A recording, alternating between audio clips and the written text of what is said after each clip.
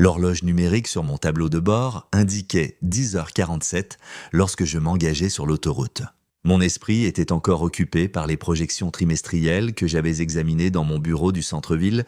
En tant qu'architecte commercial, je me spécialisais dans la réutilisation adaptative, transformant des centres commerciaux moribonds et des entrepôts oubliés en espaces communautaires dynamiques. Ce travail me gardait alerte, créatif, constamment en train de résoudre des problèmes. La réunion d'aujourd'hui portait sur une ancienne usine textile dans le quartier industriel, un projet colossal qui définirait les 2 prochaines années de ma vie. Je m'appelle Adam Buckley, j'ai 34 ans, et jusqu'à ce jeudi matin d'octobre, je pensais avoir une assez bonne maîtrise de l'architecture de ma propre vie.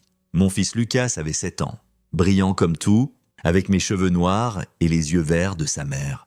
Ma femme Angela enseignait la littérature au collège communautaire, passionnée par Steinbeck et Hemingway, encourageant toujours ses étudiants à trouver le sens profond en toute chose. Nous vivions dans une modeste maison artisanale dans la vieille partie de la ville, le genre d'endroit avec des planchers en bois francs d'origine, et une véranda où Lucas construisait des villes élaborées en Lego chaque week-end. La mère d'Angela, Martha Buchanan, était une structure d'un tout autre genre, tout en angles aigus et en murs porteurs de jugement.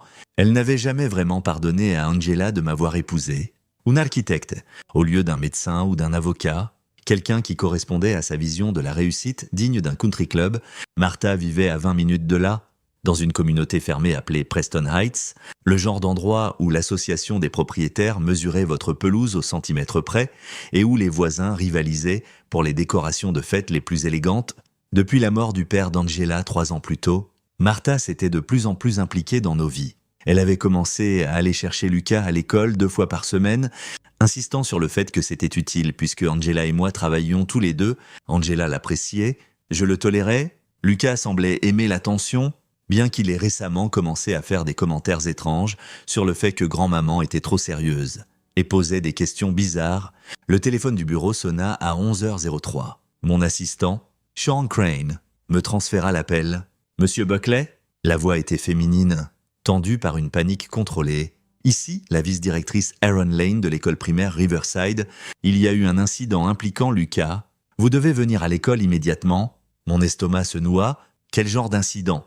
Est-il blessé ? S'il vous plaît. Monsieur Buckley, venez simplement le plus vite possible. Nous sommes dans le bureau de la directrice.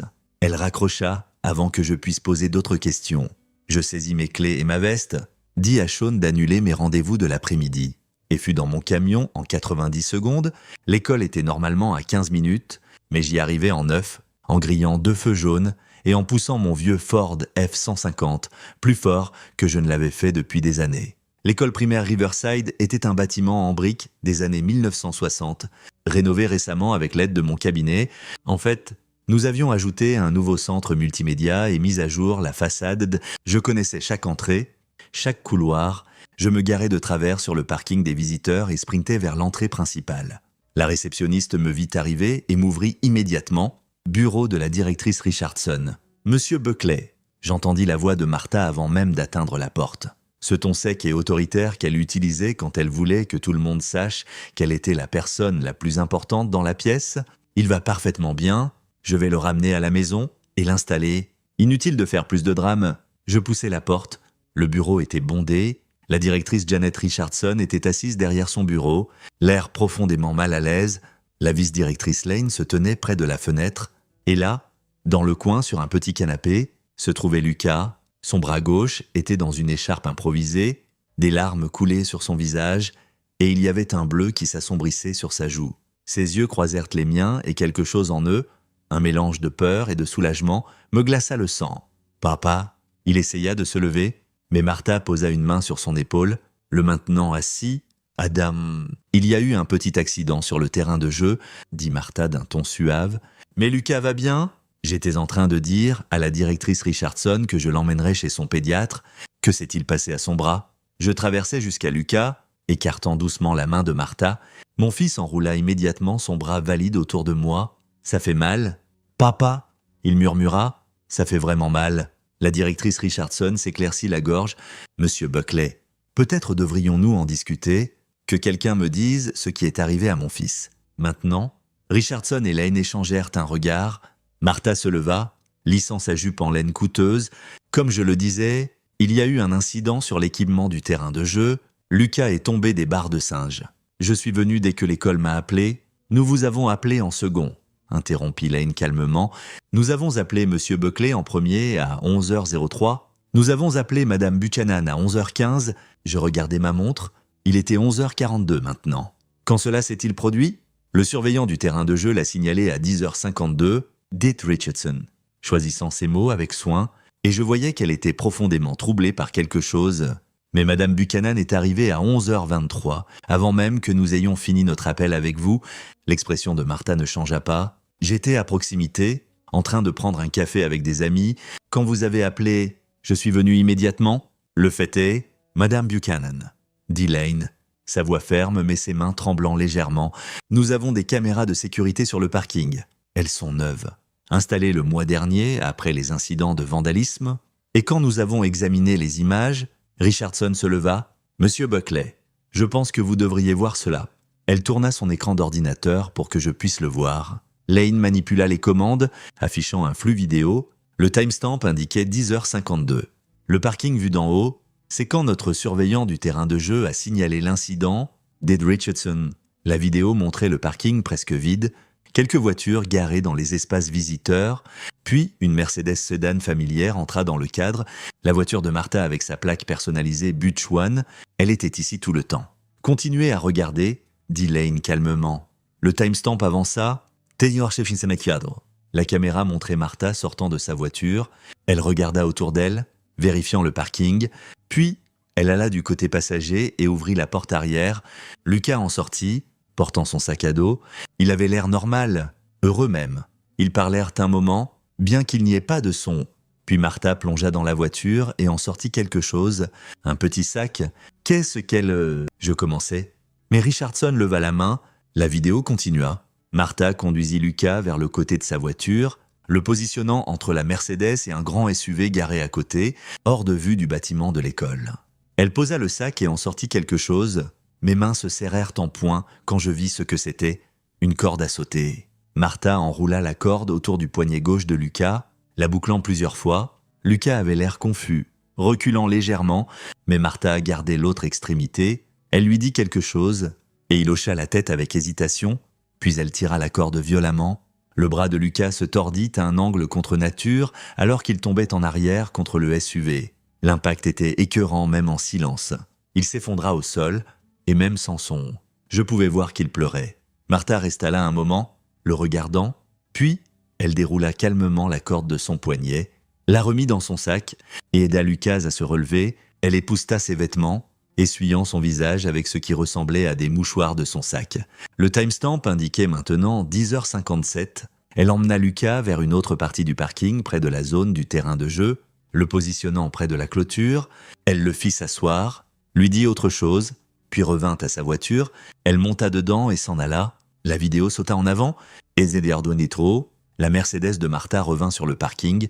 Elle se gara au même endroit, sortit et marcha d'un pas vif vers l'entrée de l'école. Son visage affichait une expression de préoccupation. Je ne pouvais plus respirer. La pièce semblait trop petite, l'air trop épais. Nous n'avons découvert cela que quand nous essayons de comprendre la chronologie, dit Richardson calmement. Le surveillant du terrain de jeu a trouvé Lucas près de la clôture à 10h52.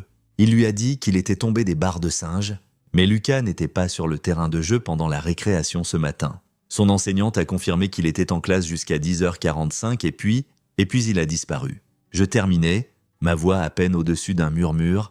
Je regardais Martha. « Vous l'avez sorti de l'école plus tôt ? Vous l'avez emmené sur le parking et vous l'avez délibérément blessé. » Le visage de Martha resta composé, mais quelque chose vacilla dans ses yeux. Cette vidéo ne montre pas ce que vous pensez qu'elle montre. Lucas était difficile. Je le disciplinais simplement. Les enfants ont besoin d'apprendre. Vous lui avez cassé le bras ? Ma voix s'élevait. Vous l'avez blessé exprès. Puis, vous avez mis en scène pour que ça ressemble à un accident de terrain de jeu. Je n'ai rien fait de tel. Lucas est maladroit ? Il est tombé sur le parking et j'essayais de l'aider. La vidéo montre que vous avez tiré une corde autour de son poignet assez fort pour lui disloquer l'épaule et lui fracturer le bras. Dit Lane, son professionnalisme craquant. Nous avons déjà appelé les services de protection de l'enfance. Madame Buchanan. La police est en route. Lucas sanglotait maintenant, pressant son visage contre ma poitrine. Je suis désolé. Papa. Grand-maman a dit que si je disais à quiconque ce qui s'était vraiment passé, elle s'assurerait que toi et maman ayez des ennuis. Elle a dit que c'était notre secret. Je tins mon fils avec précaution, essayant de ne pas secouer son bras blessé, tandis que la rage montait dans ma poitrine comme une pression dans un conteneur scellé.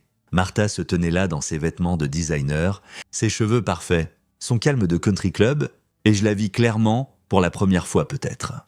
Pas comme la mère d'Angela, pas comme la grand-mère de Lucas, mais comme quelque chose de froid, de calculé et de cruel. « Pourquoi ?» demandai-je. « Pourquoi l'avez-vous blessé ?» Pour la première fois, le masque de Martha glissa, sa bouche se pinça en une fine ligne, parce qu'Angela doit comprendre ce que signifie avoir de vraies responsabilités. Elle gaspille sa vie à enseigner dans ce collège communautaire, mariée à un architecte qui travaille dans un entrepôt reconverti.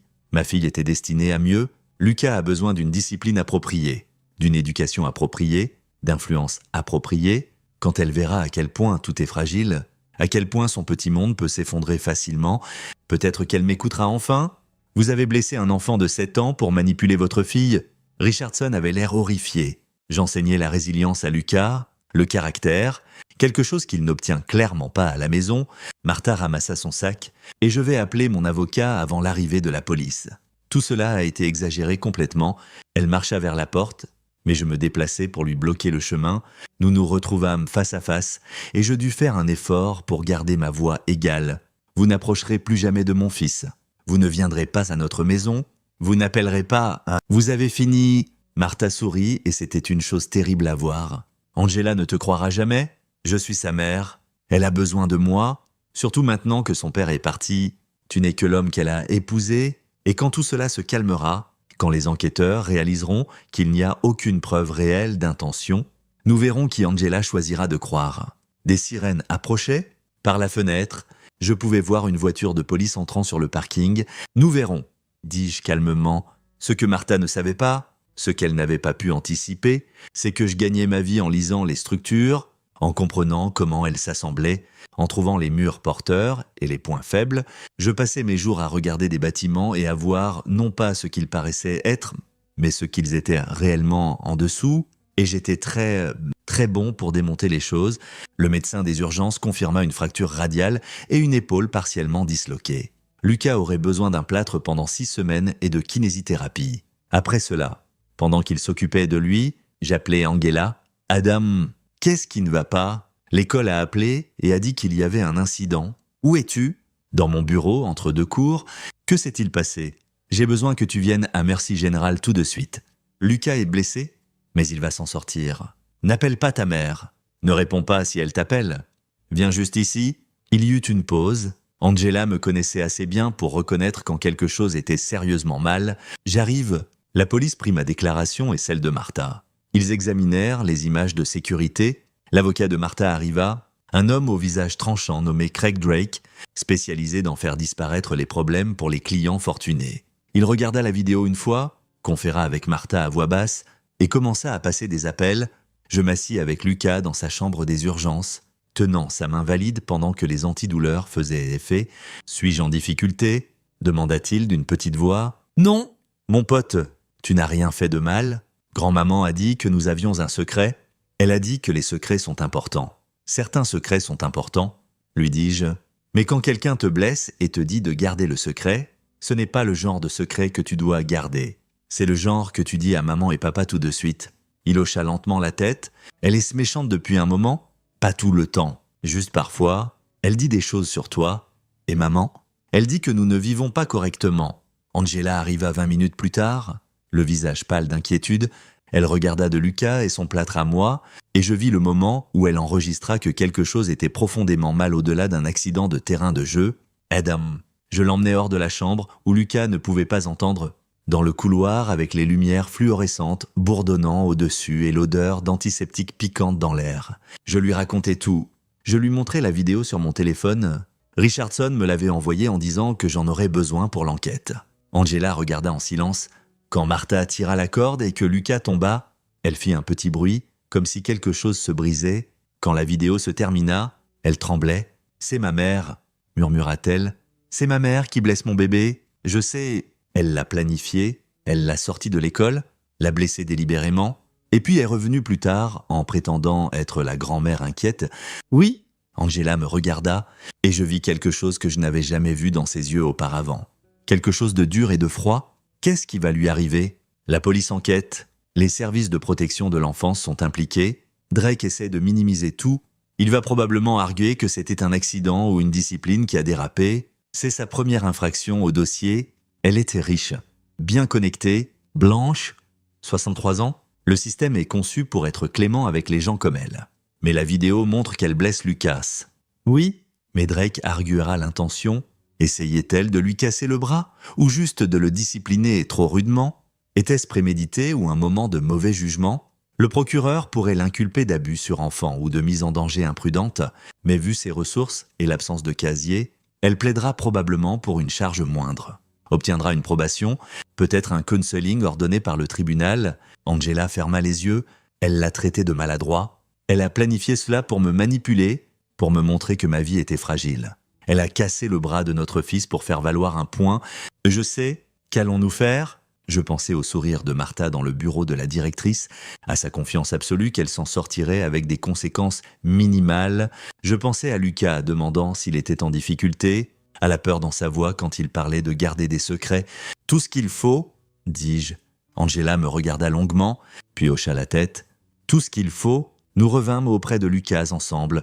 Il était somnolent à cause des médicaments, mais il sourit en voyant Angela. Elle grimpa sur le lit d'hôpital avec précaution, le serrant contre elle sans toucher son bras blessé. « Salut, bébé » murmura-t-elle. « Je suis tellement désolée que cela soit arrivé. C'est ok. Maman, papa dit que grand-maman ne peut plus venir. C'est exact. Elle ne peut pas. » La voix d'Angela était ferme, mais je pouvais voir des larmes sur ses joues. « Elle ne te fera plus jamais mal. Je te le promets. » La police revint plus tard avec une mise à jour. Ils avaient arrêté Martha pour abus sur enfant et faux rapport. Elle avait payé la caution en 2 heures. Drake avait tout arrangé. Il y aurait une audience préliminaire dans 2 semaines. Nous avons les preuves vidéo. Détective Damon Rasmussen nous dit que c'est assez accablant. Mais ses avocats font déjà du bruit sur la santé mentale, sur le stress d'être veuve, sur le fait que c'est complètement hors de son caractère. Il va se battre dur. Que pensez-vous qu'il arrivera ? Demandai-je.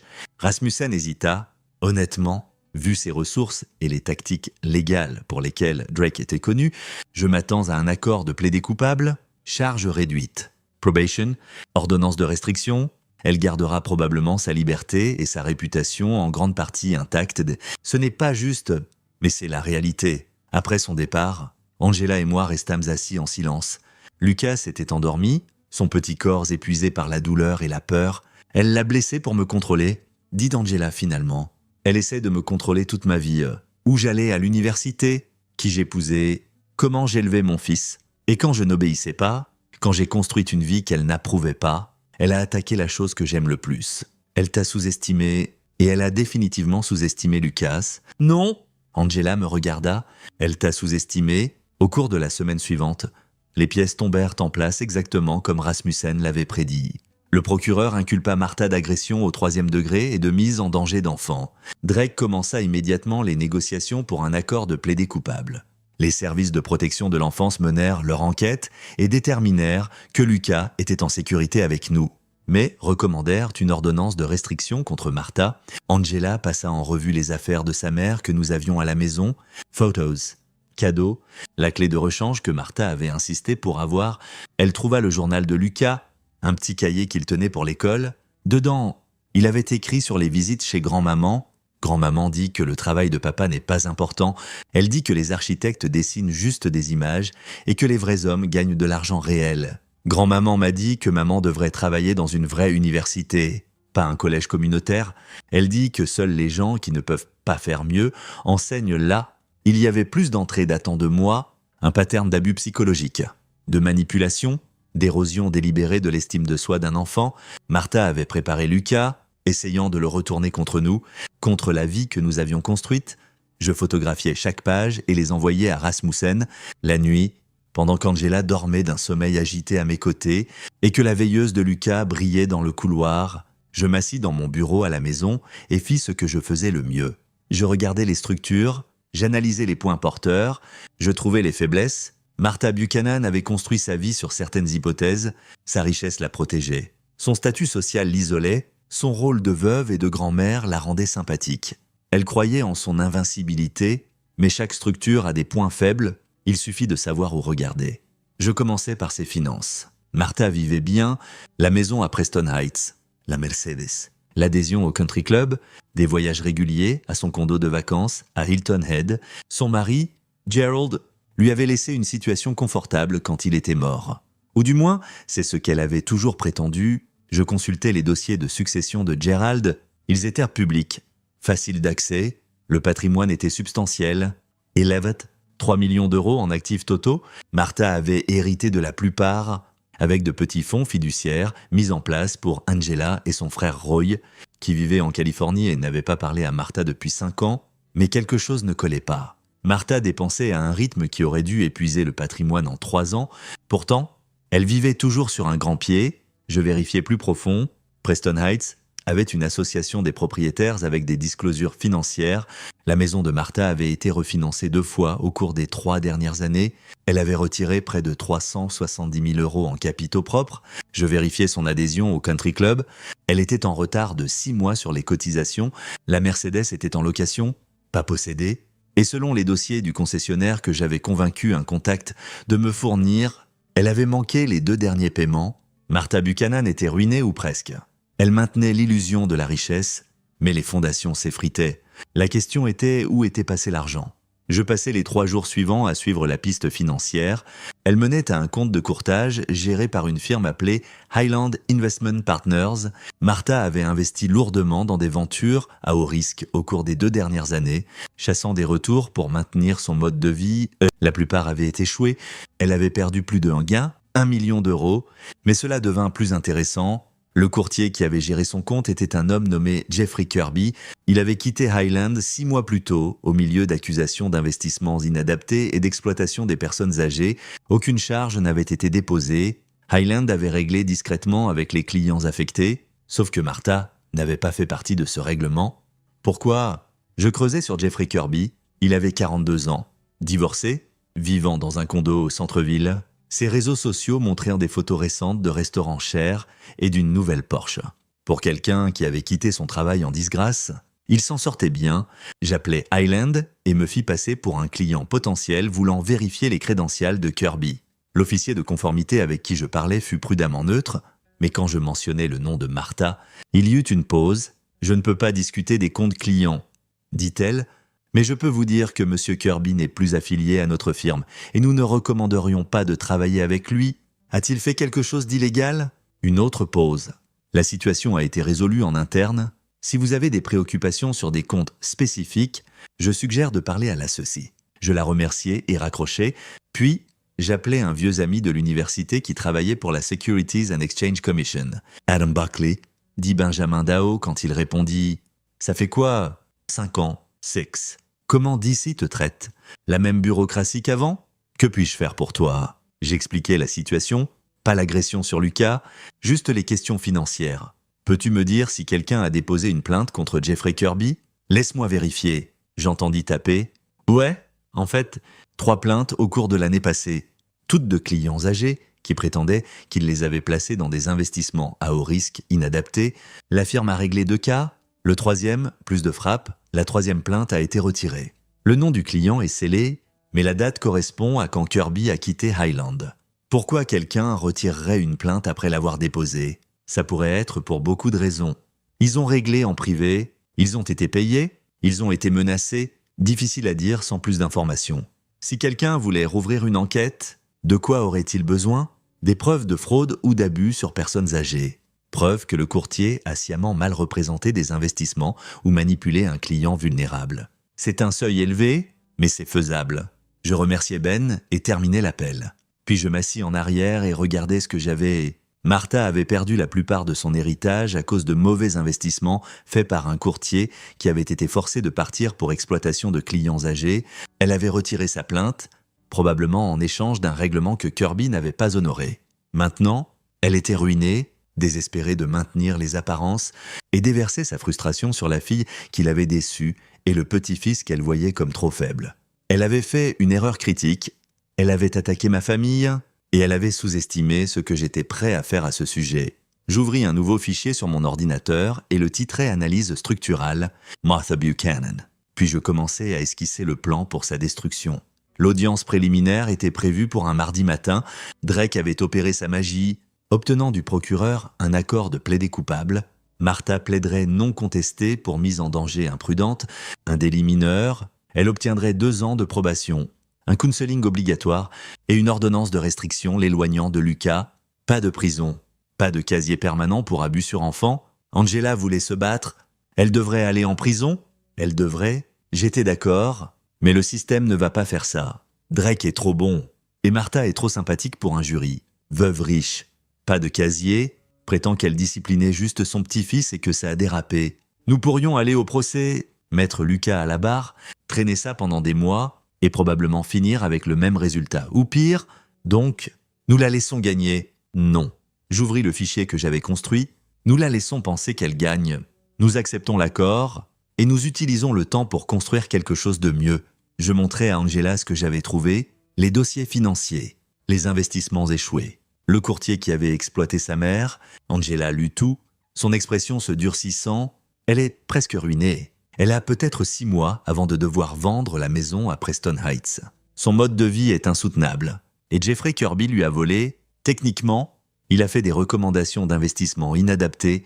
Mais oui, il lui a essentiellement volé et elle a déposé une plainte, puis l'a retirée. Angela me regarda. « Qu'est-ce que tu prévois ?»« Je prévois de donner à ta mère exactement ce qu'elle mérite. Pas la prison. C'est trop propre. Trop simple. Je vais démonter sa vie comme elle a essayé de démonter la nôtre. Pièce par pièce. Jusqu'à ce qu'il ne reste rien d'autre que la vérité. Je veux aider. J'espérais que tu dirais ça. » Nous acceptâmes l'accord de plaider coupable. Martha se tint au tribunal, parfaitement composé dans un tailleur marine, et dit les mots que son avocat avait préparés. Je regrette profondément que ma tentative de discipliner Lucas ait résulté en une blessure. Ce n'était jamais mon intention de lui faire du mal. J'aime mon petit-fils, et je ne voulais que ce qui était le mieux pour lui. Le juge lui donna l'approbation et ordonna l'ordonnance de restriction. Martha sortit du palais de justice avec Drake, monta dans sa Mercedes et s'en alla. Pour quiconque regardant, elle s'en était tirée. Mais je jouais un jeu plus long. Le premier mouvement fut Jeffrey Kirby. Je l'avais suivi pendant 2 semaines, documentant son mode de vie, ses habitudes. Il déjeunait au même bistrot chic 3 fois par semaine. Il s'entraînait dans une salle de gym coûteuse chaque matin. Il sortait avec une femme nommée Brooke Hilton, une agente immobilière avec ses propres problèmes d'argent. J'arrangeais une rencontre avec Kirby sous de faux prétextes. J'appelais sa nouvelle firme, une petite compagnie d'investissement boutique, et pris un rendez-vous pour discuter de la gestion d'un héritage substantiel. J'utilisais un faux nom et un téléphone jetable. Nous nous rencontrâmes dans un café au centre-ville. Kirby était suave, exercé, portant un costume cher et une montre Tag Heuer. Il avait le genre de sourire qui fonctionnait probablement sur beaucoup de gens. « Donc, Monsieur Sullivan, dit-il en utilisant mon faux nom, parlez-moi de cet héritage. Mon père est décédé récemment, me laissant environ 740 000 €. Je cherche quelqu'un qui peut m'aider à le faire croître agressivement. Je suis jeune, je peux gérer le risque. » Les yeux de Kirby s'illuminèrent. Je me spécialise dans les opportunités de haute croissance. Laissez-moi vous montrer certains des portefeuilles que j'ai gérés. Il lança un pitch, me montrant des retours projetés qui étaient presque criminellement optimistes. Je le laissai parler, enregistrant tout sur mon téléphone caché dans la poche de ma veste. Ces chiffres semblent presque trop beaux pour être vrais, dis-je.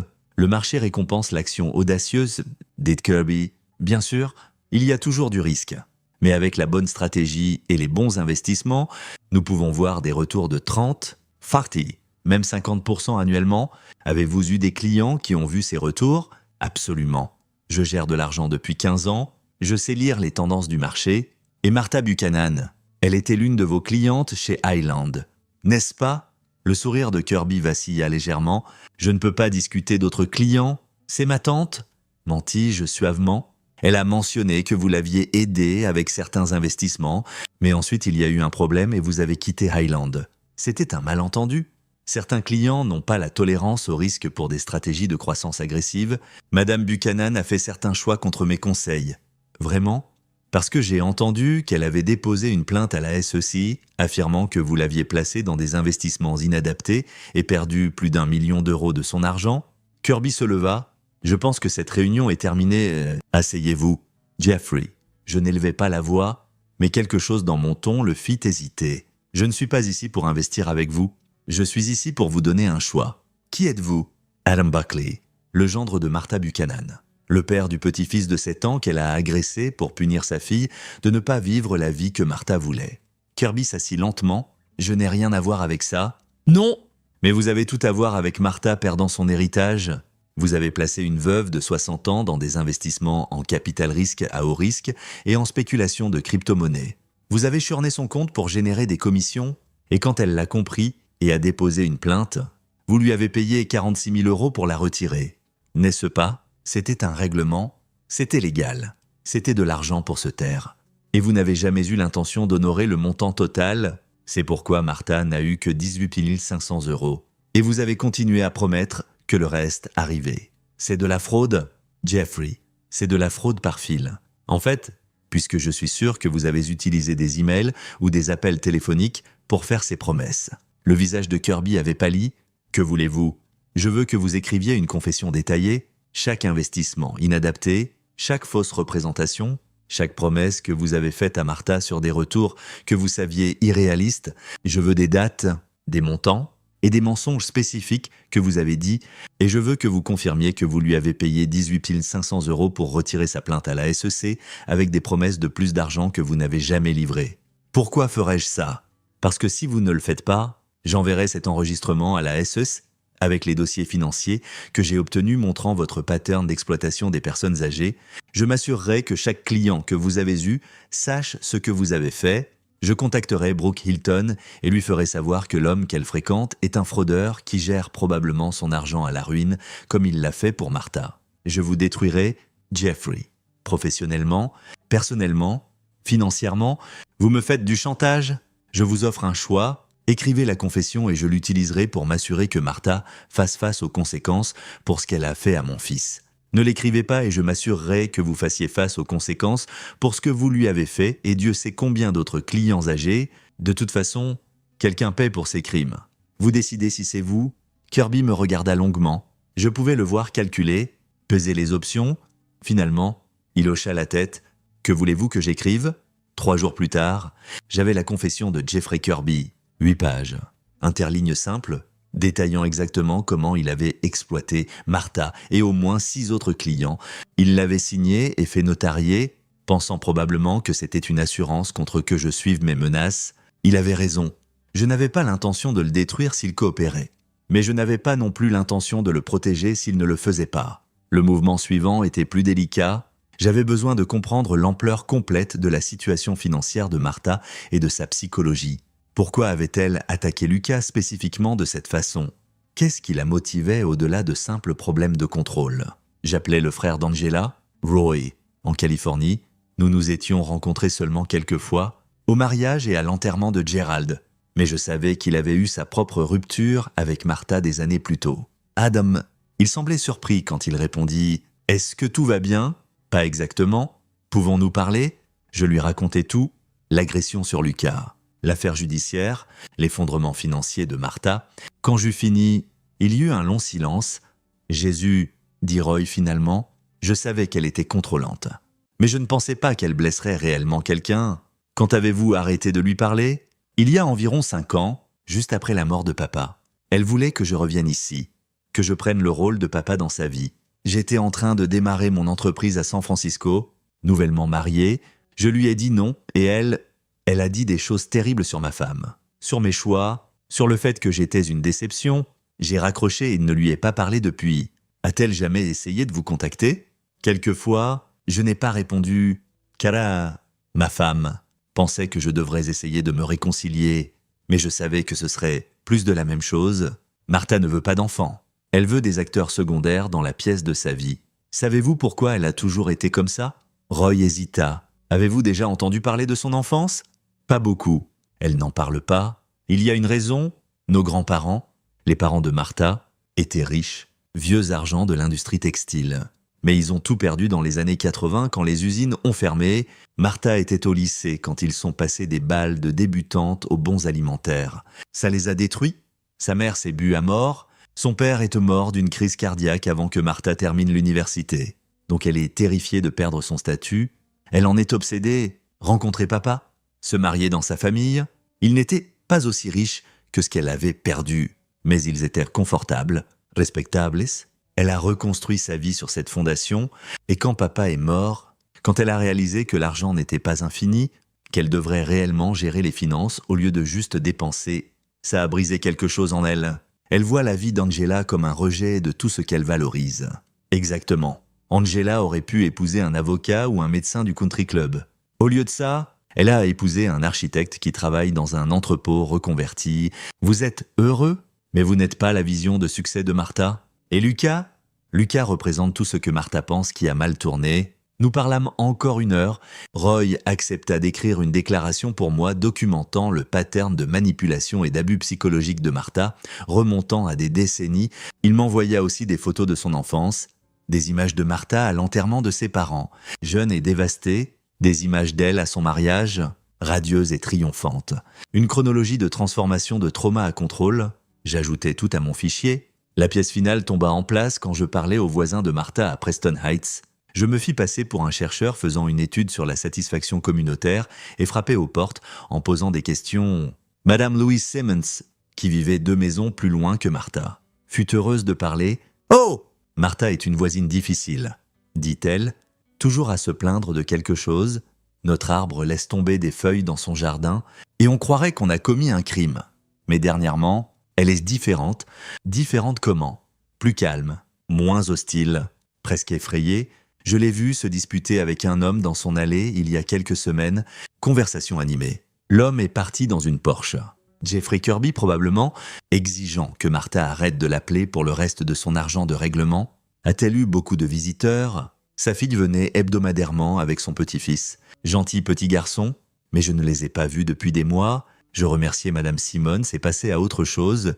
Chaque conversation ajoutait du détail au tableau. Martha isolée, désespérée, s'accrochant à un mode de vie qu'elle ne pouvait plus se permettre, s'en prenant aux personnes les plus proches d'elle. Cette nuit-là, je m'assis avec Angela et lui montrai tout ce que j'avais rassemblé. « Elle est brisée », dit Angela, lisant la déclaration de Roy. « Elle est brisée depuis qu'elle était adolescente. Et elle a passé 40 ans à construire des murs pour le cacher. Les gens brisés peuvent encore faire des choses terribles. Elle a blessé Lucas. Elle a essayé de détruire notre famille. Je sais, Angela me regarda. Alors, que faisons-nous avec tout ça? Nous finissons ça? Dis-je. Nous nous assurons qu'elle ne puisse plus jamais blesser quiconque. Je présentai le plan. Il était complexe. Multi-couches. Conçu pour arracher chaque protection que Martha avait construite autour d'elle.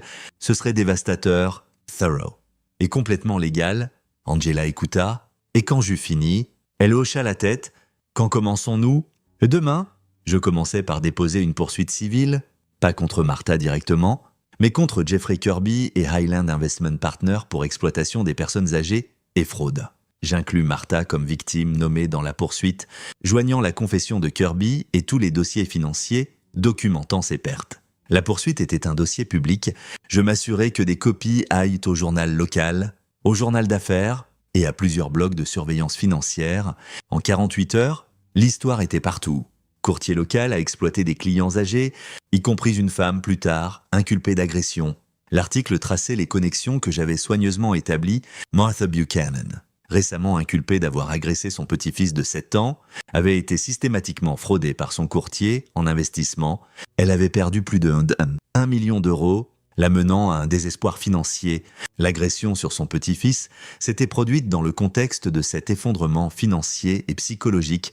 C'était tout vrai? C'était aussi calculé pour détruire toute sympathie que Martha pourrait avoir eue. Le country club appela Martha 3 jours plus tard. Ils restructuraient leur adhésion et ses frais de passage signifiaient qu'elle était retirée de la liste. L'association des propriétaires de Preston Heights envoya un avis que sa maison entrait en forclusion pour non-paiement. Les appels vinrent vite après ça. Compagnie de cartes de crédit. Le concessionnaire Mercedes, son assureur, la façade de richesse s'effondra publiquement, spectaculairement. Martha appela Angela pour la première fois en mois. Angela ne répondit pas, mais elle écouta le message vocal. « Angela, s'il te plaît, j'ai besoin de te parler. Ces mensonges dans les journaux, j'ai besoin que tu leur dises la vérité. Tu es ma fille, tu dois m'aider. » Angela effaça le message. Je fis le pas suivant. Je contactai le procureur de district local avec une motion pour rouvrir le cas de Martha. Je fournis les entrées du journal de Lucas documentant des mois d'abus psychologiques. J'inclus la déclaration de Roy sur le pattern de manipulation de Martha pendant toute une vie. J'attachais une analyse experte que j'avais commandée à un psychologue pour enfants expliquant comment les actions de Martha constituaient non pas un incident unique, mais une partie d'un abus émotionnel systématique. Le procureur examina tout et m'appela pour une réunion. « Monsieur Buckley ?» dit-elle quand nous avons fait l'accord de plaider coupable avec Madame Buchanan. Nous n'avions pas accès à ces informations. Je sais que je n'étais pas prêt à les partager, alors cela change les choses. Les entrées du journal seules montrent sa préméditation. Elle abusait psychologiquement Lucas depuis des mois, avant l'agression physique. Cela fait que ce n'est pas un incident unique, mais un pattern. Pouvez-vous rouvrir le cas ? Techniquement, elle a déjà plaidé et été condamnée, mais je peux déposer des charges pour l'abus psychologique comme incident séparé. C'est risqué. Un bon avocat de la défense arguerait la double incrimination, mais avec ces preuves, je pense que nous pouvons le faire tenir. Faites-le. De nouvelles charges furent déposées, 3 chefs de mise en danger d'enfants basés sur les entrées du journal, un chef d'abus psychologique. Martha fut arrêtée à nouveau et cette fois la caution fut fixée plus haut. Elle ne put pas la payer. Elle passa 3 nuits en prison du comté avant que Drake parvienne à la faire libérer. La seconde arrestation fit plus de nouvelles. Femme qui a cassé le bras de son petit-fils arrêtée à nouveau sur de nouvelles charges d'abus. Le monde de Martha s'effondrait et j'en étais l'architecte de chaque défaillance structurale, mais je n'avais pas fini. Je contactai Roy et lui demandai de déposer pour un audit de l'héritage de leur père. En tant que bénéficiaire, il avait le droit d'assurer que l'exécutrice, Martha, avait correctement géré les actifs. Roy accepta. L'audit révéla ce que je soupçonnais. Martha avait pioché dans les fonds fiduciaires mis en place pour Roy et Angela, réclamant des dépenses administratives qui étaient en fait ses factures personnelles. Elle avait pris plus de 139 000 € de fonds qu'elle n'était pas légalement autorisée à toucher. Roy déposa une plainte. Le tribunal des successions émit une assignation. Maintenant, Martha faisait face à des charges criminelles potentielles pour détournement de fonds fiduciaires. Son avocat, Craig Drake, se retira de son casse. Trop de front, trop de publicité négative, il recommanda un défenseur public. Je regardais tout se dérouler comme une démolition de bâtiments. D'abord, les supports étaient affaiblis, puis les charges posées, et enfin toute la structure s'effondrait dans un effondrement soigneusement contrôlé. Martha perdit sa maison, perdit sa voiture, perdit son adhésion au country club, son statut social, sa dignité. Elle déménagea dans un petit appartement du mauvais côté de la ville, le genre d'endroit qu'elle aurait méprisé 6 mois plus tôt. Le procès pour les nouvelles charges était prévu pour décembre. Angela et moi préparâmes Lucas avec soin, travaillant avec un défenseur des enfants pour s'assurer qu'il comprenne ce qui se passerait au tribunal. « Devrais-je voir grand-maman » demanda-t-il. « Oui » lui dis-je honnêtement, « mais elle ne peut pas te blesser. Tu seras en sécurité. Nous serons juste là. Ira-t-elle en prison ? Peut-être. Probablement. Bien. » Lucas dit qu'il avait 8 ans maintenant, son bras guéri, mais il y avait des cicatrices qui prendraient plus de temps à s'estomper. Elle était méchante, elle m'a blessé exprès, elle devrait aller en prison, elle devrait... Angela était d'accord, et nous allons nous assurer qu'elle le fasse. Le procès dura 3 jours. L'accusation présenta les images de sécurité, les entrées du journal, le témoignage de Roy sur les patterns d'abus pendant toute une vie, l'analyse du psychologue pour enfants. Ils présentèrent des preuves que Martha avait financièrement exploité les trusts de ses propres enfants tout en abusant de son petit-fils, le remplaçant de Drake. Un défenseur public nommé Benny Sullivan fit de son mieux. Il argua que Martha était une victime elle-même de la fraude de Jeffrey Kirby, de la pression financière, du stress de la veuveté. Il la peignit comme une femme qui avait fait des erreurs terribles, mais méritait de la compassion. Le jury délibéra pendant 6 heures, coupable sur tous les chefs. À la sentence, le juge regarda Martha avec quelque chose comme de la pitié. « Madame Buchanan, les preuves montrent un pattern de manipulation, d'abus et d'exploitation qui s'étend sur des décennies. Vous avez blessé votre petit-fils, non pas dans un moment de mauvais jugement, mais comme partie d'une tentative calculée pour contrôler la vie de votre fille. Vous avez volé des trusts de vos enfants. Vous n'avez montré aucun remords authentique, seulement de l'inquiétude pour vous-même. Je vous condamne à 6 ans en prison d'État, suivi de 10 ans de probation supervisée. Vous êtes interdite de contact avec Lucas Buckley ou tout enfant mineur pendant cette période. » Martha se tenait là, 63 ans, vêtue d'un tailleur bon marché d'un magasin discount, et pour la première fois depuis que je la connaissais, elle semblait petite, Ils l'emmenèrent menotté, dehors du palais de justice. Les reporters nous entourèrent, je fis une brève déclaration. La justice a été rendue, mon fils est en sécurité. Ma famille peut guérir, c'est tout ce qui compte. Cette nuit-là, Angela et moi nous assîmes sur notre véranda pendant que Lucas dormait paisiblement dans sa chambre. Les étoiles étaient sorties, l'air était frais, et pour la première fois en moi, je sentis que je pouvais respirer. « Tu l'as détruite ?» dit Angela calmement. « Elle s'est détruite elle-même. J'ai juste exposé la vérité, c'était plus que ça. Tu étais chirurgical ?» Précis. Tu savais exactement où frapper. Je suis un architecte. Je comprends les structures et je comprends comment les démonter. Angela s'appuya contre moi. Merci de protéger notre fils. De nous protéger, je le ferai toujours. Nous restâmes assis en silence un moment, regardant le quartier s'installer pour la nuit. Quelque part de l'autre côté de la ville, Martha était dans une cellule, commençant 6 ans à comprendre ce que signifiait perdre tout. Je ne me sentais pas triomphant, je ne me sentais pas vengé, je me sentais juste comme un père qui avait protégé son enfant de la seule façon qu'il pouvait. Mais il y avait un dernier mouvement à faire. Le lendemain matin, j'appelai Jeffrey Kirby. « C'est fini », lui dis-je. « Martha est en prison ? Les charges contre vous sont abandonnées comme partie d'un règlement avec Highland. Vous êtes libre ? Pourquoi ? Parce que j'ai tenu ma parole. Vous avez écrit la confession, vous avez coopéré, et je ne suis pas intéressé à vous punir au-delà de ce qui est nécessaire. Mais Jeffrey, si j'entends jamais que vous avez exploité un autre client, si je vois jamais votre nom connecté à des investissements inadaptés ou à de l'abus sur personnes âgées, je m'assurerai personnellement que vous passiez la prochaine décennie en prison fédérale. Sommes-nous clairs ? Parfaitement clairs ? Je raccrochai. La justice n'était pas toujours une question de punition. Parfois, c'était une question de fixer des limites et de s'assurer que les gens comprennent les conséquences de les franchir. 6 mois plus tard, Lucas eut 8 ans, nous fîmes une fête dans notre jardin, une grande célébration avec amis et famille. Roy vola de Californie avec sa femme. Des enfants de la classe de Lucas couraient partout en jouant à chat et à dière. Angela fit son fameux gâteau au chocolat. Le bras de Lucas avait complètement guéri. Il était de retour à construire des villes en Lego, de retour à être un enfant normal, mais il était différent. Aussi plus fort, plus conscient, il avait témoigné contre sa grand-mère avec un courage que je n'avais jamais vu chez quelqu'un d'aussi jeune. Il avait dit la vérité même quand c'était dur. Il avait appris que les secrets conçus pour protéger les abuseurs devaient être exposés. Alors que la fête se terminait et que le soleil se couchait, Lucas vint s'asseoir à côté de moi sur les marches de la véranda. « Papa, puis-je te demander quelque chose ?»« Toujours. Penses-tu que grand-maman sera jamais désolée ? Comme vraiment désolée ? » Je réfléchis soigneusement. Je ne sais pas. Mon pote, certaines personnes ne peuvent pas admettre quand elles ont tort. Elles ont trop peur de ce que ça signifie sur elles.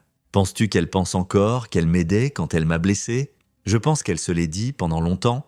Mais au fond, je pense qu'elle savait qu'elle avait tort. Elle avait juste plus peur de l'admettre qu'elle n'était triste de t'avoir blessé. Lucas hocha lentement la tête. Je n'ai plus peur d'elle. Bien. Tu n'as jamais à l'être ? Es-tu encore en colère contre elle ? Oui, mais pas comme je l'étais. Maintenant, c'est juste triste. Elle aurait pu avoir une bonne relation avec toi, avec nous. Elle a choisi le contrôle à la place. Et maintenant, elle a tout perdu. Est-ce que tu l'as fait perdre tout ? Je regardais mon fils, son visage sérieux, ses yeux honnêtes. Il méritait la vérité. J'ai fait en sorte que la vérité sorte. J'ai fait en sorte qu'elle fasse face aux conséquences pour t'avoir blessé. Mais tout ce qu'elle a perdu, son argent, sa maison, sa liberté, c'étaient les résultats de ses propres choix. Elle a choisi de voler à ta maman et à oncle Roy. Elle a choisi de te blesser. Elle a choisi de passer sa vie à essayer de contrôler les gens au lieu de les aimer. J'ai juste fait en sorte que ses choix aient des conséquences. Lucas réfléchit à ça. Donc, tu ne l'as pas rendue mauvaise ? Tu as juste fait en sorte que les gens sachent qu'elle était mauvaise. C'est une bonne façon de le dire. Il sourit. Je suis content que tu sois mon papa. Je suis content que tu sois mon fils. Angela nous appela pour le gâteau. Nous entrâmes ensemble dans la chaude lueur de notre maison, notre famille, notre vie que Martha avait essayé si fort de détruire et avait échoué. Plus tard cette nuit-là, après que les invités soient partis et que Lucas soit endormi, je me tins dans mon bureau regardant le fichier que j'avais construit, Analyse structurale, Martha Buchanan. Des centaines de pages méticuleusement documentées, soigneusement construites. J'avais passé ma carrière à apprendre à lire les bâtiments, à comprendre leurs forces et faiblesses, à les transformer, ou quand nécessaire, à les abattre en sécurité. Martha avait été la démolition la plus challenging de ma vie, mais aussi la plus nécessaire. Je fermais le fichier et le rangeais. Je n'en aurais plus besoin. Dehors, le quartier était calme. Dans sa chambre, Lucas dormait paisiblement, en sécurité et s'aimait. Dans notre chambre, Angela était déjà endormie, enfin capable de se reposer sans le poids de la manipulation de sa mère. Et dans une prison à 2 heures de là, Martha Buchanan s'asseyait dans une cellule, comprenant enfin que les structures que nous construisons dans la vie, qu'elles soient faites d'acier et de béton ou de mensonges et de contrôle, révèlent éventuellement leur vraie nature. J'avais été architecte pendant 12 ans. J'avais appris que les meilleurs bâtiments étaient honnêtes sur ce qu'ils étaient. Ils ne prétendaient pas être plus forts que leurs fondations ne pouvaient supporter. Ils ne cachaient pas les faiblesses structurelles derrière de belles façades. Martha avait passé une vie à construire une façade. Quand je l'ai enlevée, il n'y avait rien dessous sauf la fille effrayée qui avait tout perdu une fois et passé des décennies à s'assurer que ça n'arrive plus jamais en blessant tous ceux qui s'approchèrent d'elle. Je ne me sentais pas désolé pour elle, mais je la comprenais et la compréhension était sa propre forme de clôture. J'éteignis la lumière et allai au lit, dormant profondément pour la première fois en moi, sachant que ma famille était en sécurité, que la justice avait été rendue et que parfois la meilleure revanche est simplement de laisser la vérité faire ce que la vérité fait le mieux. Révéler ce qui était toujours là, attendant d'être vu. C'est ici que notre histoire se termine. Partagez vos pensées dans la section des commentaires. Merci pour votre temps. Si vous avez aimé cette histoire, veuillez vous abonner à cette chaîne. Cliquez sur la vidéo que vous voyez à l'écran et je vous verrai